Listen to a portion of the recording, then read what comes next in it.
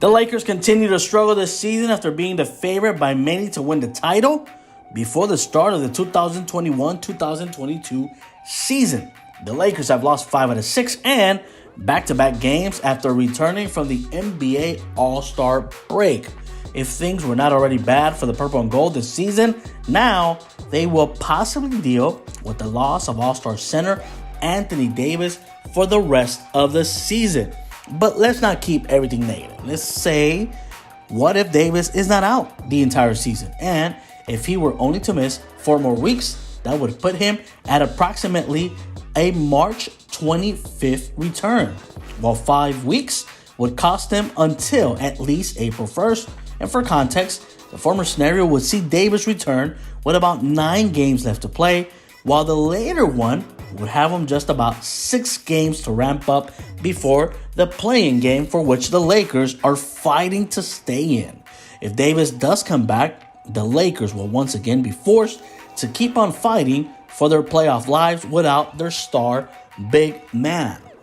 Though Davis hasn't played up to his current level this season, thanks in part to his injuries, games like the loss this past Friday to the Clippers and yesterday's loss to the Pelicans show just how much he is missed as a big man. With Davis sidelined and the aging centers Dwight Howard and DeAndre Jordan gassed after Herculean efforts to keep the Lakers in games, you can simply tell that Anthony Davis is missed in that rotation, even though he has not been 100% this entire season.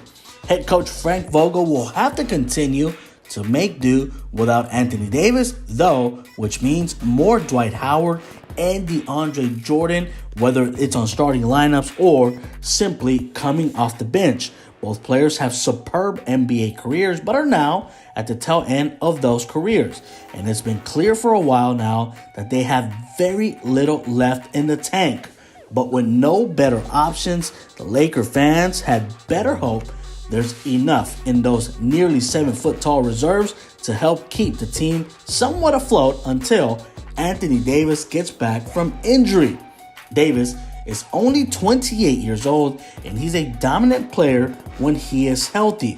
Let's go back to 2020 when he and LeBron dominated the NBA bubble. The fact that the Lakers parted with multiple assets to acquire Anthony Davis in 2019 may make them less likely to deal Anthony Davis or trade him away. For now, the Lakers need to focus on simply winning games and getting into the play-in game. Whether or not they think about trading James and Davis is a question best left for the offseason.